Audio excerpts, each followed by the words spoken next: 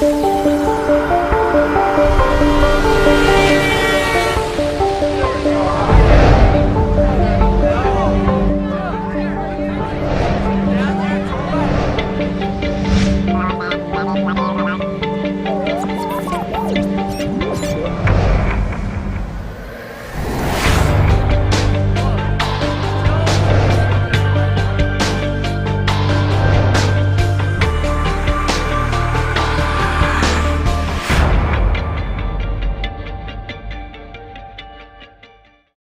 reviewed 1992 Constitution and its impact on the economy of Ghana.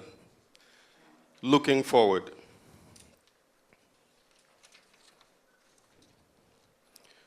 Mr. Chairman or Chairperson, members of the diplomatic corps present, members of Parliament, I can see my junior brother, Honorable Francis Xavier Sosu, Chair of Solidaire, my brother Ibrahim, Executive Council, fellows, members of Solidaire Ghana, panelists, my big sister, Josephine Nkrumah, Chair of the National Commission for Civic Education, my junior brother and chief, who is the former dean of the University of Cape Coast Law School and currently teaches with me at the University of Ghana Law School, Per Peter Atupare, my other junior brother, currently dean of the University of Professional Studies Law Faculty, and formerly dean of Gimpa Law School. Invited guests, I see many of my big brothers here, I can't mention all of them. Dr. Abu Sakara Foster, Dr. Jimambedu Akosa, Mr. Sylvester Mensah. Forgive me for those that I have not seen. Media operatives, also national security operatives, who I can see well distributed within the hall in camouflage. I used to work with you, so I know you. Ladies and gentlemen, dedication. This lecture is dedicated to Mause Oliver Baka-Vomawo, another junior brother of mine, for all his work in trying to #fix the country and to reform our constitution. It is also dedicated to my big brother Akuto Ampao and Justice Sremsai, another junior brother of mine, and all the other lawyers and activists who are working around the clock to secure his release from unlawful detention. I visited Mause in jail some 2 weeks ago, and the conditions under which he was being held are not fit even for your worst enemy. But for this lecture, I would have joined the legal team in court today. It is no coincidence that his first court visit was on the 14th of February, Valentine's Day. And his next court visit today is the anniversary of the 28th February 1948 shooting. We live in a spiritual world. Like the psalmist says, the fool says unto himself, there is no God.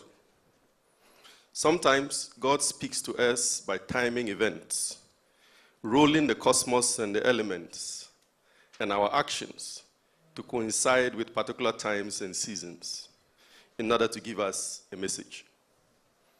Those who have spiritual ears, let them hear. Let me end this part of my speech here before I am arrested or before they send the tax authorities to come and find fault with my law firm by force. Introduction. When I am introduced as the Dean of the University of Ghana School of Law, it makes it extremely difficult for me to speak the naked truth. As you all know, we all live a lie. No one speaks the truth. We all say what we are permitted to say or what we deem fit to say at each point in time and depending on our circumstances. So right now, what constrains me are my membership of the General Legal Council and my deanship of the University of Ghana School of Law. And so I would like to respectfully demand of you to imagine what I would have said if these two constraints were not upon my shoulders. I love my Vice Chancellor very much. And the last thing I would like is for her to call me in the early morning and ask, quote, Dean, what have you gone to say? Unquote. Worse still, I am dreading the words of my dear wife when I get home today and she says, quote, Akumbi, what have you gone to say again? Akumbi, a shortened version of my local, authentic spiritual name, is what she calls me when I am in trouble. I am sure the men here can relate. My uncle Sam Jonah said recently, quote, it appears to me that in recent times, our fourth Republican dispensation, the courage to stand up for the truth and the determination to uphold the common good is lost. In our dark moments as a nation, it is concerning that the voices of the intellectuals are receding into oblivion. Sadly, it is a consequence of the deep partisan polarization of our country, such that everything is seen through the lenses of politics. It appears to me that the culture of silence has returned, this time not enforced by legal and military power, but through convenience, parochialism, hypocrisy, and a lack of conviction. Where are the Adubuahins and PV answers? Unquote. So, Uncle Sam Jonah, receive the below as a feeble attempt at partial redemption of academia. We wait for the clergy, the CSOs, the media, labor unions, and others who were so vociferous in condemning the past regime to redeem themselves. Down memory lane. I was conceived in a village called Nalerugu, near Gambaga, some 35 miles from Vice President Mahmoud Bawumia's hometown. At that time, we still retained in Ghana the traditional home science and knowledge with which to determine exactly when a prospective mother would bear the child. The science of traditional birth attending was fast being eroded. So a few days to the birth, my mother traveled to Bolgatanga, where her brother was a nurse, in order to receive higher than average medical attention during the birth. Soon after my birth, we returned to Nalerugu. Where I lived the very first several years of my childhood. I was born on the 1st of April, April Fool's Day. So forgive me when I say some foolish things during this lecture. It's the April Fool's thing working. Somehow, I carry very distinct memories of my complicated childhood. One of such memories is the regular visitations of the military MOWACs and tracks in the immediate aftermath of the 1979 coup. In the village, there were mechanisms of communication that appeared more effective than the mobile phone in speed and reach. And so, we will hear about the soldiers and that they were on their way well before they got to our home. My mother sold everything. One of the distinct memories I have is when she was arrested for selling pencils, I believe, above control price. By that time, my father had been transferred from Nalerugu to Boku and then to Damangu. Dr. Abu Sakara knows very well. The village where President John Dramani Mahama was born. Back to Nalerugu, near Vice President Bawumia's hometown. We always had a pre-dark, deep trench at the back of the house. And when word reached us that the soldiers were on their way, we would drape large sheets of plastic or cloth over the trench, fill it up with all my mother's wares, cover them up with the ends of the plastic or the cloth that stretched over the top of the trench, and cover the trench with earth, and then with anything that would obscure it. When there was time, we would then sweep the whole compound, including over the trench, so that it all looked evenly swept and undetectable. And so that the many footprints of the hiders of the wares will be erased. leaving only the even footprints of the sweepers across the entire parched earth of the compound.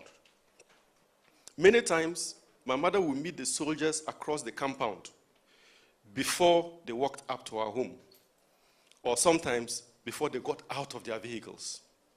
Often, she would succeed in turning them away with a combination of native wisdom, wit, and humor. Sometimes it helped that she was the wife of the first headmaster of the new secondary school in the village. Sometimes it attracted undue attention, suspicion, targeting, hatred, and reprisals. In those days, anyone with post was guilty until proven innocent.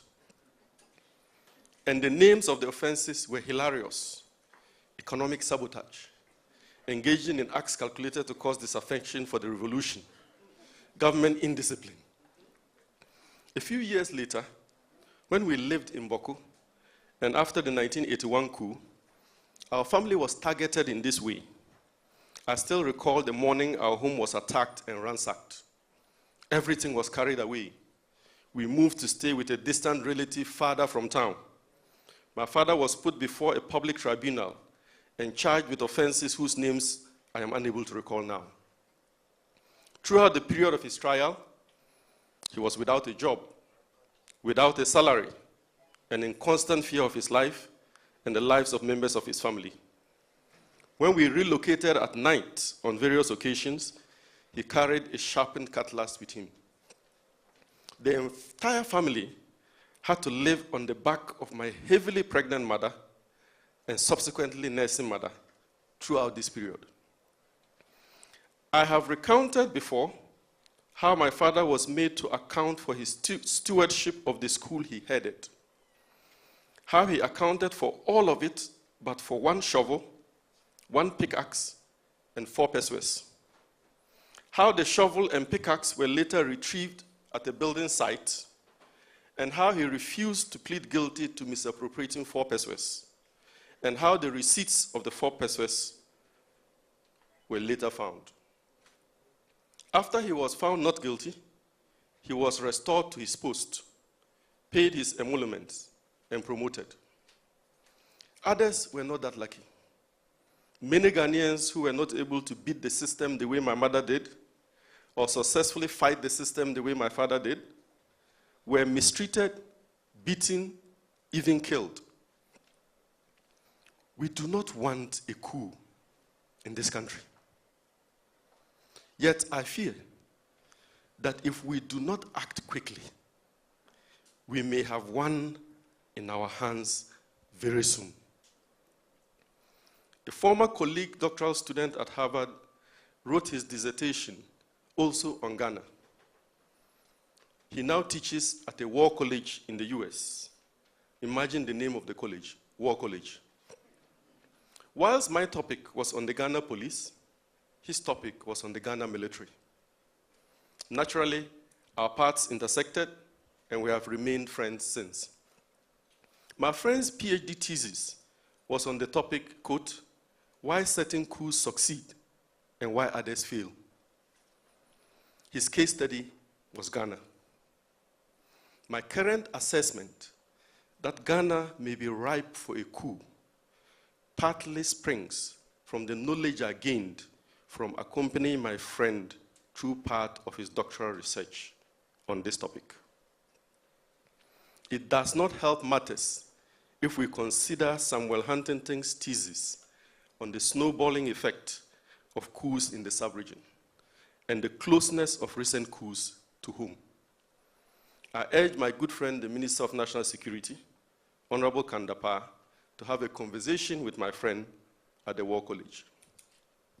The economy of Ghana today. A big part of why certain coups succeed and others fail is the economy. What is the state of Ghana's economy today? At the level of the most irreducible idiomaticity, Ghana is broke. Your nation is radically broke. So broke, the Speaker of Parliament has publicly warned, gavel in hand, that we may not be able to pay the salaries of public sector workers in some 3 months unless a miracle happens. The Minister for Finance has weighed in very fine and polished English. He says something like, quote, "The legitimate reality is that there is no money," unquote. At least he has confessed to us that there are some illegitimate realities. Here, we recall the African adage, quote, "If a crocodile comes out of the water and tells you that a fish is dead, do you challenge?" Unquote. The Minister for Finance and other government officials add that soon Ghana will not be able to fund the free SHS scheme, pay the District Assembly's Common Fund, pay the National Health Insurance Levy, pay the Ghana Education Trust Fund, pay the salaries of government workers, pay lecturers in public universities, and end the debilitating strike action by them, pay the arrears owed various contractors, build roads and other infrastructure, and create jobs for the youth. The finance minister finally says that government may have to generate monies from fuel price hikes, which are already taking place, and leading to increases in transport fares. Costs are rising in Ghana. Housing, water, electricity, gas, and other fuels at 28.7%, as well as transport at 17.4%, pushing the rate of inflation for January 2022 to 13.4%, according to the Ghana Statistical Service. The Ghana Statistical Service also revealed that food inflation recorded a rate of 13.7%, having risen from 12.8% in the previous month, and for an average of 10.4% in the previous several months before that, so it's climbing. Non-food inflation also went up in January 2022 to 14.1%, compared with the 12.5% recorded in December 2021, so it's also climbing. In the words of President Mahama, time is ticking for the crisis-ridden Ghanaian economy. There is no dispute that the Ghanaian economy is in deep crisis, a crisis marked by huge budget deficits, an unsustainable public debt, rising inflation, a rapidly depreciating cedi, ever-rising cost of living, and a loss of confidence by both domestic and international investor communities. The effects of these have been severe hardships and suffering for the people of Ghana, especially those within vulnerable groups.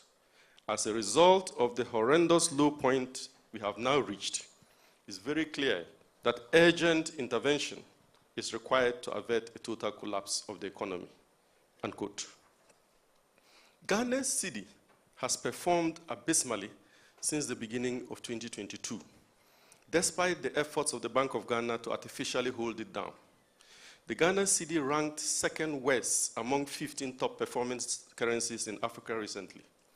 In the last few months, the cedi has depreciated heavily against the major currencies, moving from 5-point-something cedis to 7-point-something cedis against the dollar in just a few months.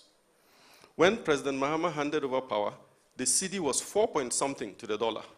Today, it is 7-point-something in the Forex Bureau. This morning, Joy Business, drawing from international business news, reported that the Ghana cedi is now the worst performing African currency, having depreciated by 7.6% in January and February 2022 alone.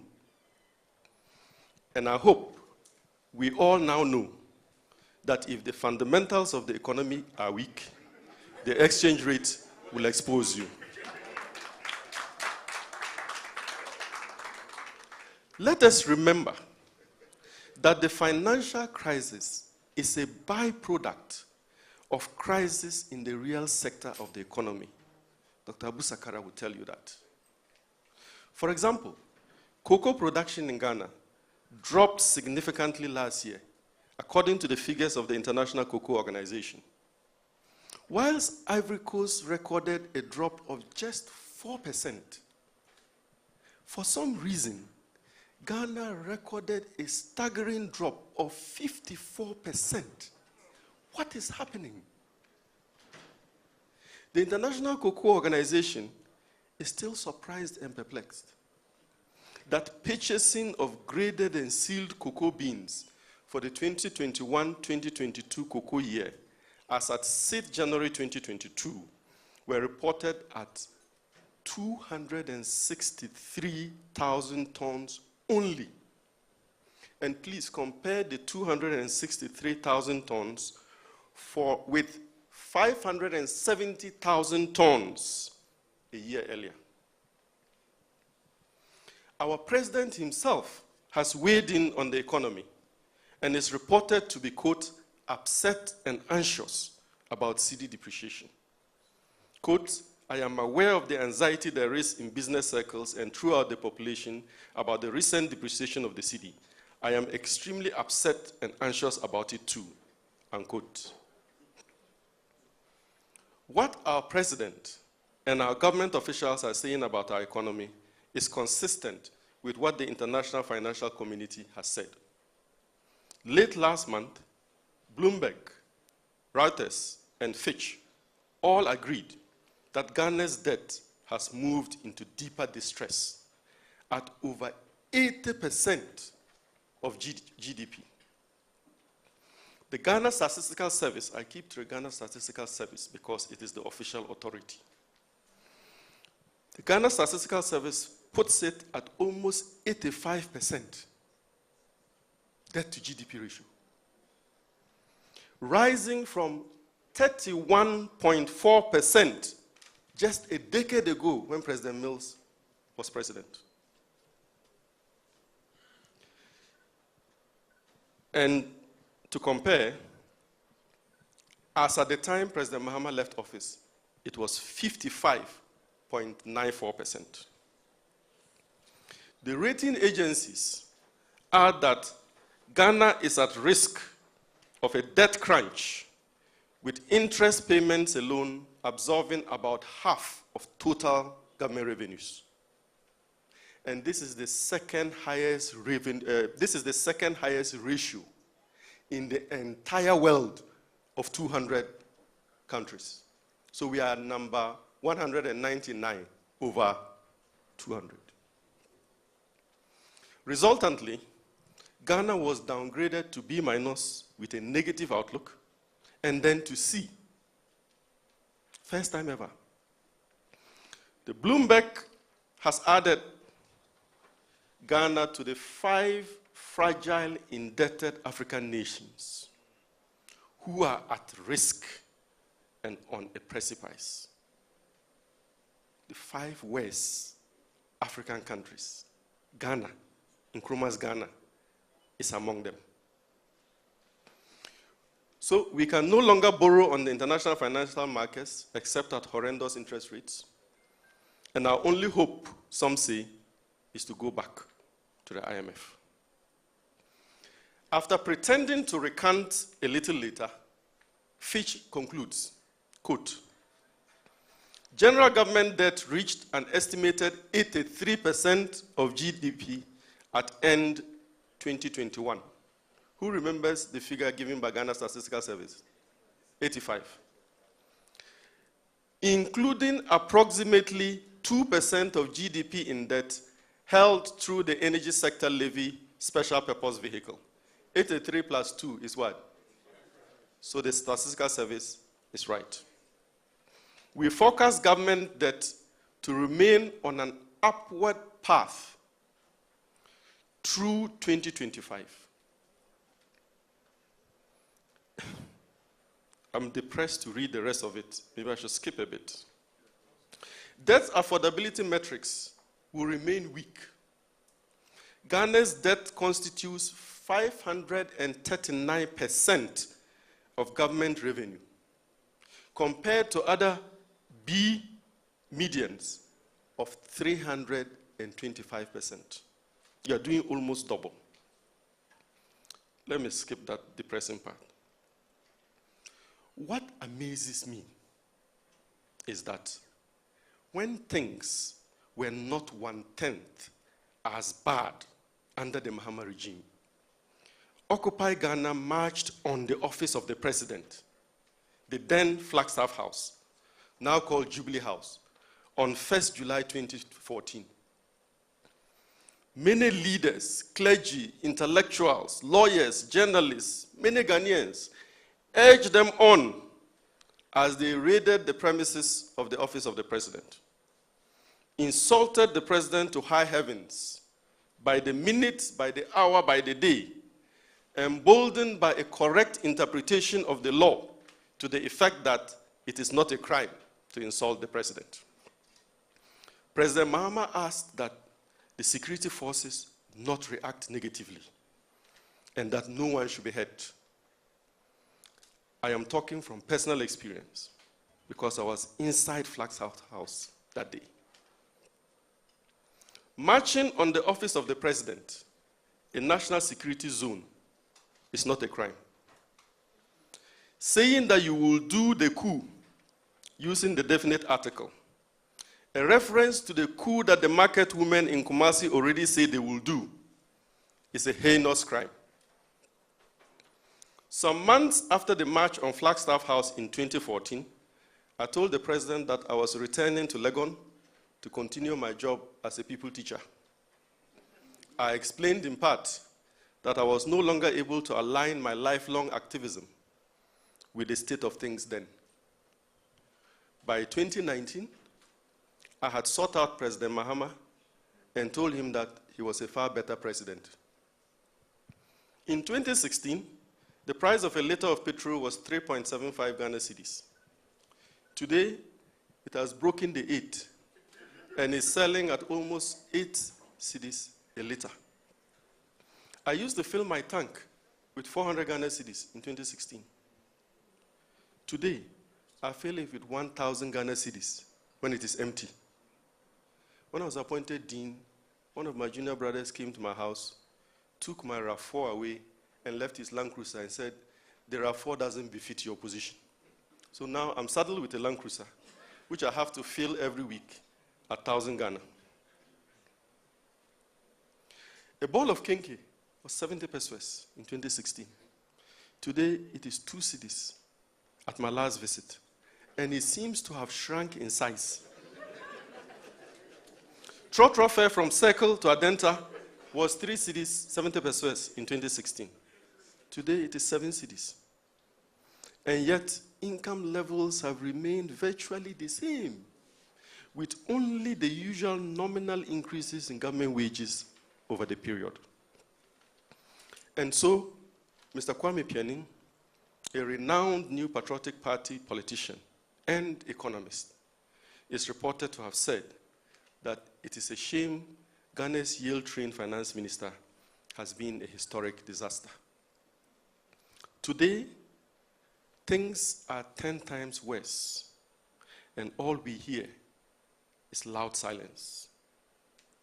As Adangba has said in his song Animal Farm, the country where I come from, the truth is an irony. Just like Animal Farm, justice means inequity. So, who go say the truth? Christian Council, silence. Islamic leaders, silence.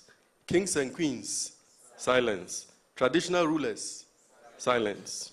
Who go say the truth? TUC, silence. Even journalists, silence. Enyansafo, Muohia. Then he tells the story of Nana Yankamasem, who kills and imprisons anyone who speaks against him. Quote, everybody is afraid. Nana Oseyemai. All this is from the Songo, not from me. But everybody is afraid. Right is right, wrong is wrong. No matter how you justify. You say you want to get rid of corruption. Someone wants to help you. Now the person becomes a target. Unquote. End of the song. It is sad that we have had to get here. For me, what is sadder is what the running down of our enviable economy has done to families and to people's lives. Recently, a band of armed robbers robbed some Kumasi-bound travelers in a VIP bus from Takrady, while saying to them, quote, "Pray for us. The system has made us so." In the words of a passenger in the bus, quote, "After the robbery, they asked us to pray for them because it was not their will to stop vehicles on the highway and rob passengers of their belongings, but the system has compelled them to do so." They did not hurt any of the passengers. They just took their monies and properties and left. After a friend of ours was robbed at gunpoint recently, witness the following WhatsApp chat that we engaged in on our platform. "This is getting serious." Commentator 1. Commentator 2. "The national service lady in our office just told me she was also robbed at gunpoint last week." Commentator 3. "A friend was robbed around Trasako Estate at gunpoint yesterday at 9 a.m. Just one WhatsApp chat of a few people has pointed to personal experiences of several gunpoint robberies. That's another person. The next person says, "Whoa, country hot too, 4 more to do more." Another one says, "If you mind your business, you get robbed. I'm leaving this country." Another one says, "If you complain, you get arrested." Another one says, "No one is safe." Another one says, "Things are getting out of hand." Later on, I'll pass the chat to you for those interested. We must remember that our current president has always been worried about scenarios such as I have painted above. Speaking at the Ebenezer Hall Presbyterian Church, Osu Accra, on 29th May 2009, he said, quote, "I am very concerned that sooner or later, militants on our side, convinced that the state cannot or will not protect them, may take measures to protect their interests, themselves, and their loved ones. Events then will be out of control, driving all of us towards a point of no return." Unquote. Where are we now, and how did we get there? We all know that the episodic spectacularization of our economy by governments are strong, contrast starkly with the reality. Reckless election expenditure in 2020 undermined the economy greatly, as government had to rev up spending to match the opposition party that met it boot for boot in the elections and claimed so many parliamentary seats from it. Of all the monies that we have borrowed from the bond markets in the last decade, 71% of it was borrowed by the current government. Over their entire 4-year tenure, the Mahama regime borrowed less than 3 billion from the bond markets. Less than 3 billion in 4 years. In fact, it counts from 2012, so it's more than 4 years. In 2021 alone, one single year, the current government borrowed more than $3 billion in 1 year. In 2018, they borrowed 2 billion. In 2019, 3 billion. In 2020, another 3 billion. And in 2021, they actually added up to the 3 billion. So it's in excess of 3 billion.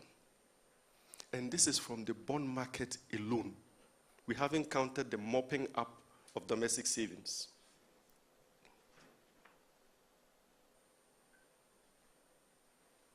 Aside borrowing huge amounts of money, not for production, but mostly for consumption, the government consistently moved the country steadily away from growth-inducing investments and into consumption. I'll give you some examples. Many new ministries that would not qualify for administrative units in a viable country were created. A bloated cabinet, the largest we have ever had since independence. Free SHS. Creation of 6 new regions. 6 new regions. The last time we created a region before that was in 1983. Creation of 44 new districts, bringing the number to 261 in one tiny unitary microstate, which is not a federation. Adding 300,000 jobs, more than that, for party faithful to the public wage bill. This is what has gotten us to this crisis. You cannot consume when you have not created. That is the problem. Future outlook, Ghana now and in the next few years. I'm getting to the end. I had a party in my home some years ago. As usual, somebody came with a gallon of apeteshi. Real local content. Now, the red and white labels and cognacs were merely for display on the table.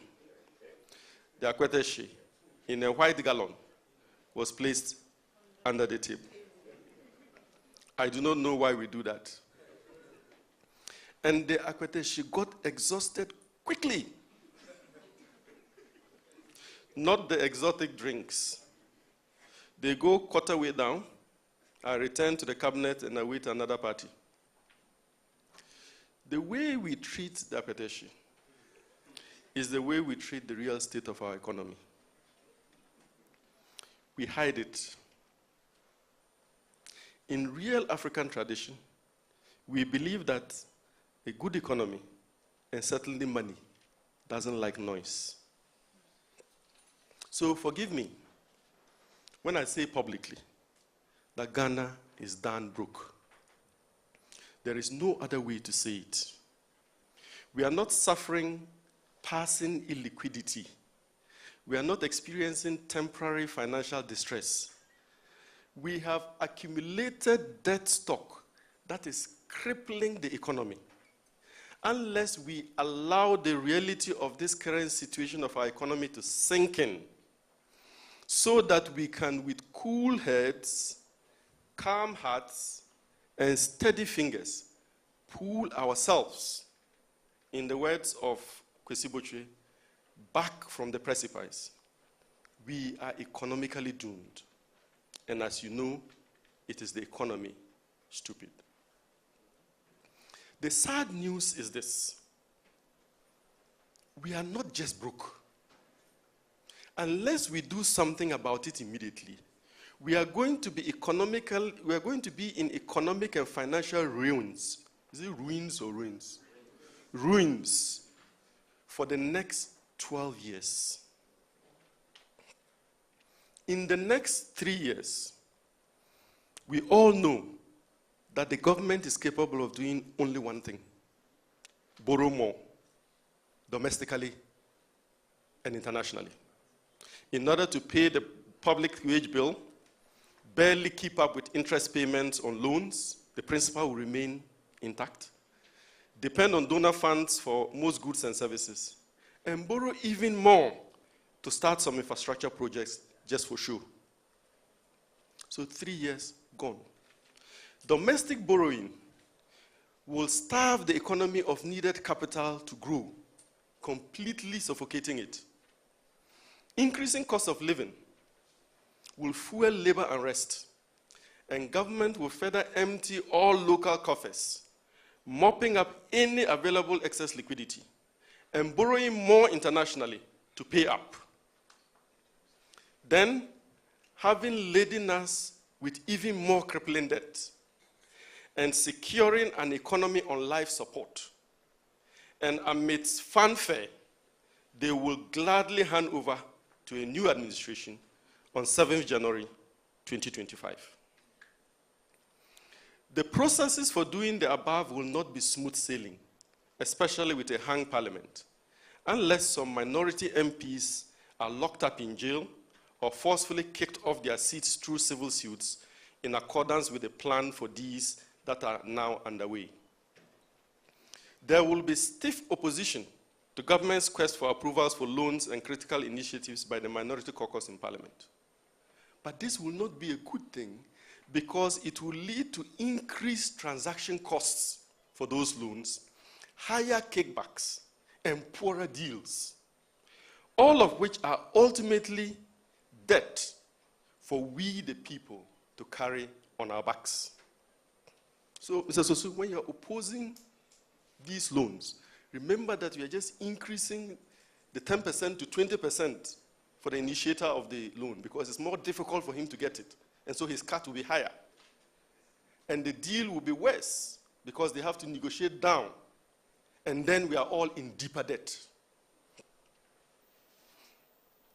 The next administration, I pity the next president and administration, would immediately be faced with the following. One, a huge election bill to service, as the coming elections will be expensive given the third forces that are emerging. So they have to buy them in or do deals with them. Two, huge interest and principal payments for the previous 8 years, some of them due in 2025, weeks after the new president assumes office, and some in 2026. Not just interest, but what? Principal. Three, angry and hungry supporters who have been kicked out of the public service and financially emasculated for 8 years at rates and to extents never experienced in the last 30 years, and who have laid down their lives, limbs, and empty pockets for the win at the elections. And the last thing the new administration will be faced with is an economy on its deathbed. If we allow the above scenario to unfold, the next administration will have no choice but to run to the IMF. And we all know that the IMF does one thing and one thing only. It does not take in, do not resuscitate order. And so, Professor Jumambedu Akosa would understand what I'm saying. And so with the two electric shock pads in hand, the IMF will shock our economy back to life. We will, however, remain on the sick bed and in the sick bay as long as the IMF is with us. Once they get in, they will not leave until after 4 years of that administration are over. So 3 years of more borrowing and crippling the economy, 4 years of IMF. How many years? It is only in the next 3 to 4 years that the same or another administration will now begin to draw us back completely from the precipice. That will be 11 to 12 long years lost to the Ghanaian economy. Most of us sitting here, young, virile, would have retired by then. We cannot allow this to happen to this nation.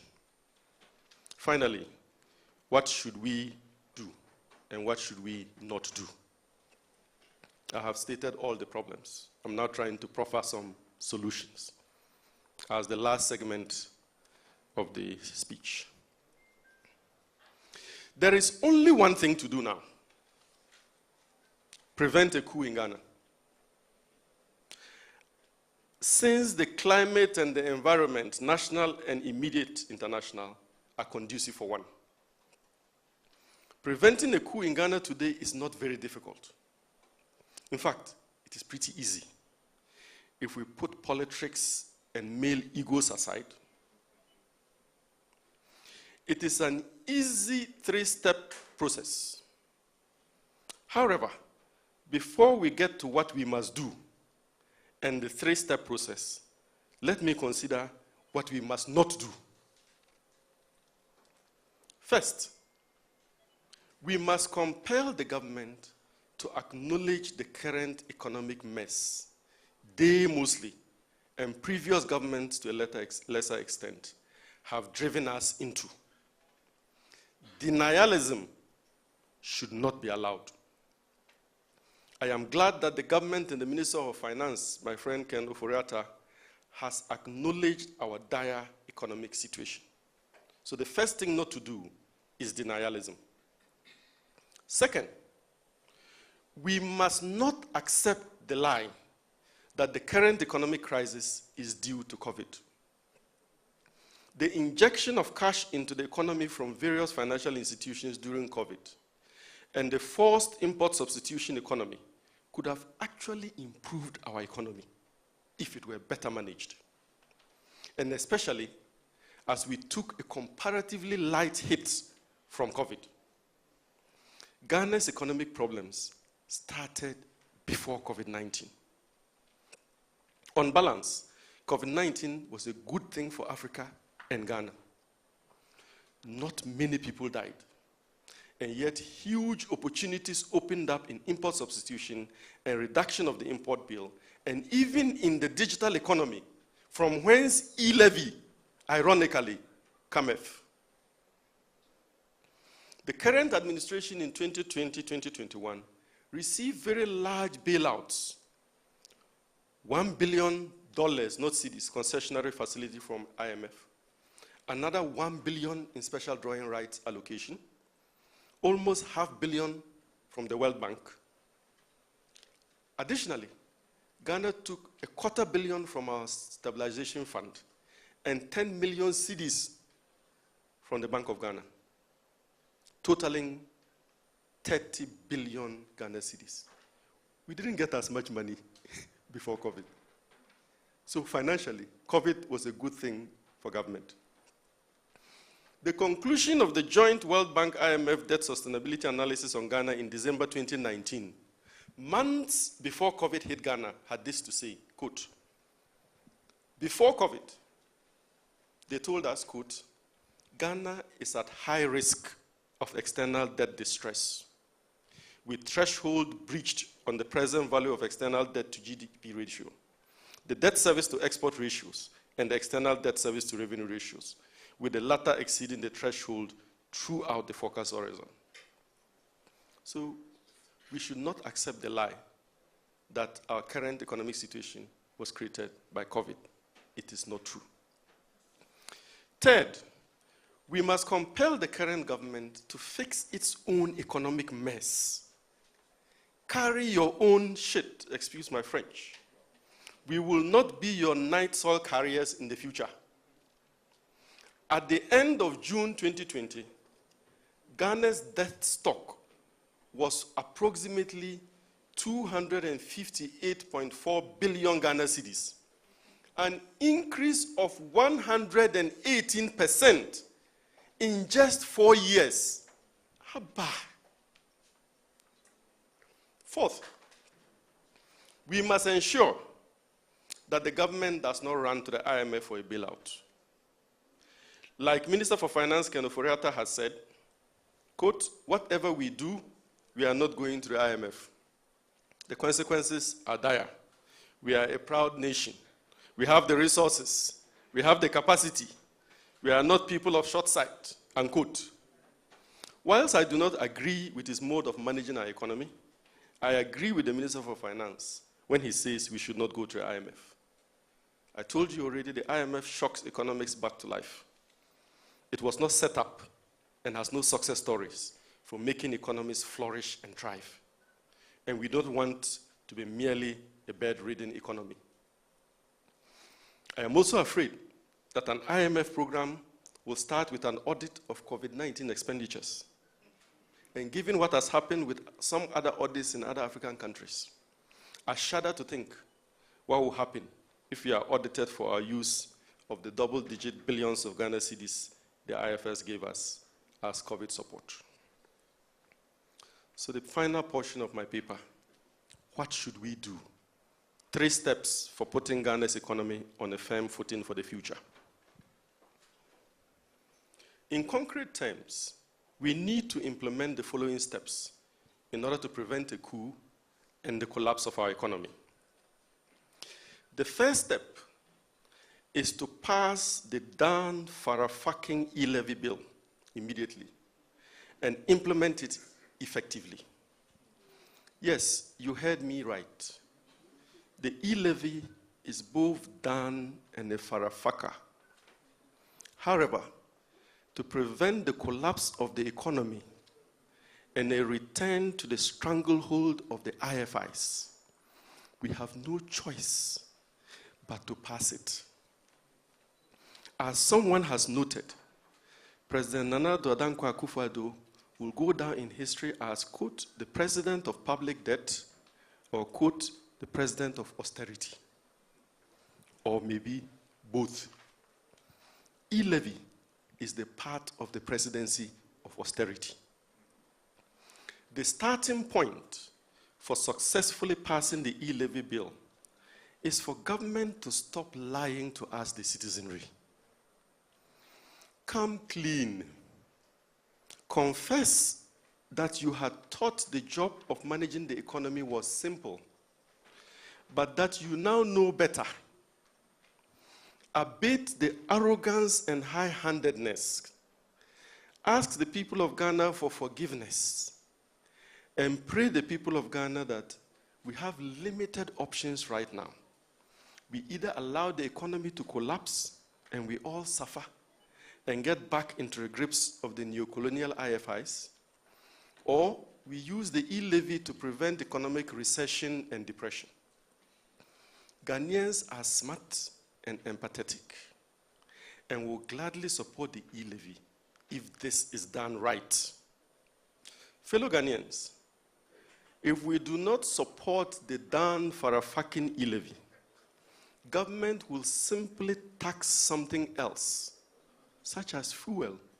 They're already doing it, leading to a hike in trotro fares. And they will additionally steal for central government from the District Assembly's Common Fund, the GET Fund, the National Health Insurance Levy, the Road Fund. They are already doing it. Just like Kwesi Bochwe discovered taxes on fuel during the Gulf War, Ken Ofori-Atta discovered taxes on Momo during COVID. We have in Ghana over 40.5 million mobile phone subscribers and over 17.1 million active mobile money subscribers. The total value of transactions on mobile money grew by a cumulative average growth rate of 65% between 2016 and 2021. Significantly, it rose from just 78.5 billion Ghana cedis in 2016 to almost 1 trillion cedis in 2021. And so the e-levy, depending on the rate and the patronage, could rake in billions of cedis every year. And the e-levy is easy to identify and cheap to collect. The bond markets say they won't give us money anymore, or at excessive interest rates. Domestic savings have been mopped up. What do you want the government to do? We can no longer borrow on the international financial markets except at horrendous interest rates, because our current debt to GDP ratio of over 80% has led to investor fears of our ability to pay or sustain payments of loan interest or principal at some point. Further, increased inflation in developed countries is expected to lead to an increase in financing costs in the international capital markets and consequently affect interest rates.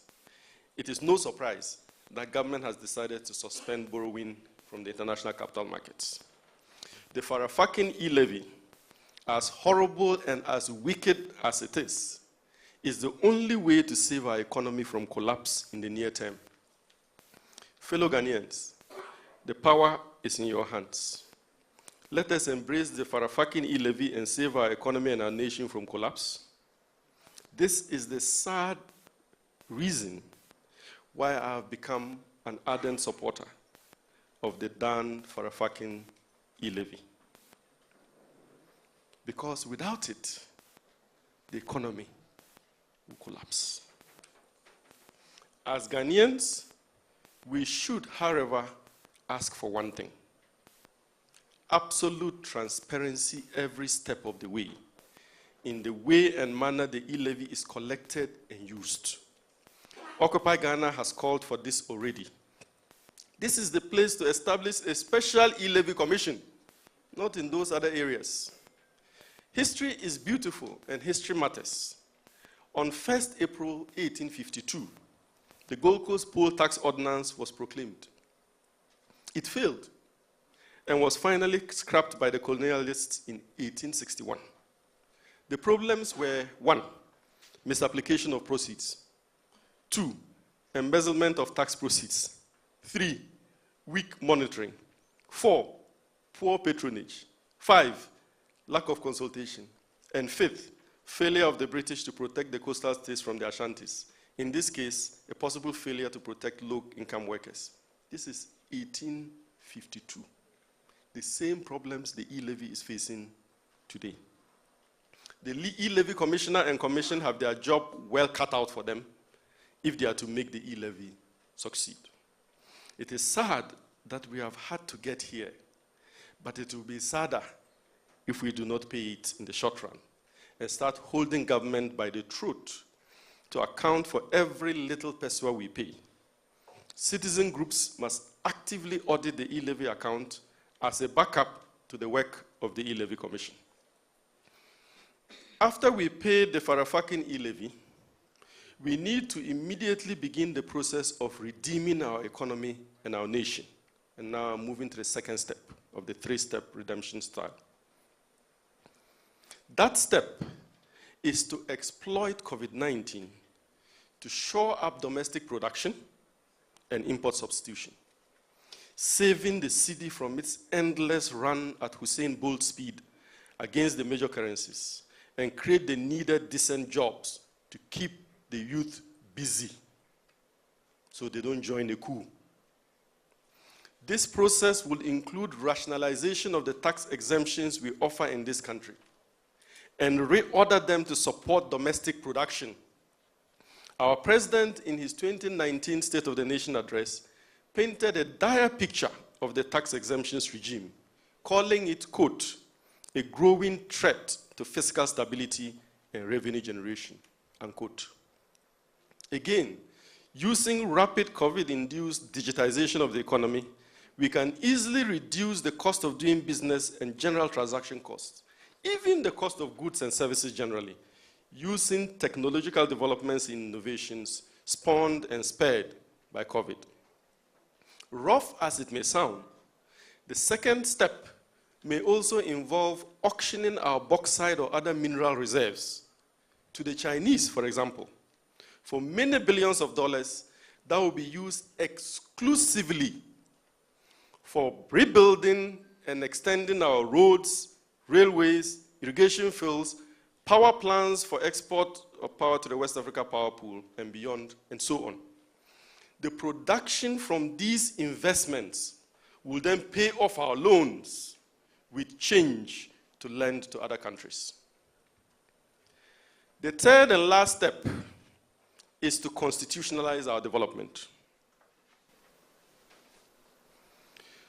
As a nation, we should be ashamed that my private firms plan for 4 to 10 years, whilst our entire nation has functional plans and budgets for only 1 year. The longest we plan for is 4 years as a country. And most of the times we don't get there. Are we all right? This is why we need to constitutionalize our development, so that the broad strokes of our development are contained in the directive principles of state as enforceable provisions, with a constitutional directive for an independent National Development Planning Commission to detail out from that a 40 to 50-year development plan. All I have just said are contained in the recommendations of the Constitution Review Commission set up by President Mills and in the 40-year development plan that President Mahama commissioned and completed, titled Black Star Rising, Long-Term National Development Plan for Ghana, 2018 to 2057.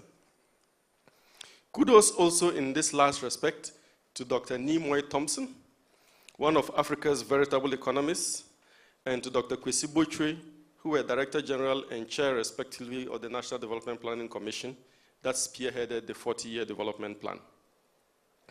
Professor Fiajo, the Chair of the Constitution Review Commission, under whom I worked as Executive Secretary to the Commission, and the members of the Commission, which included the New Patriotic Party stalwart, Akenten Appiah-Menka, also deserve mention. These same proposals are contained in the Agenda for Constitutional Reform, spearheaded by Dr. Abu Sakare's National Interest Movement. As Vice President Mike Pence stated recently, if we lose faith in our Constitution, we will lose our country. The constitutionalization of our development plan will make it compulsory for each successive government to implement the plan, taking off from where the predecessor government left off. Our Constitution is largely a political document. It is necessary to amend it to meet our developmental needs and objectives, moving it from a political to a developmental constitution.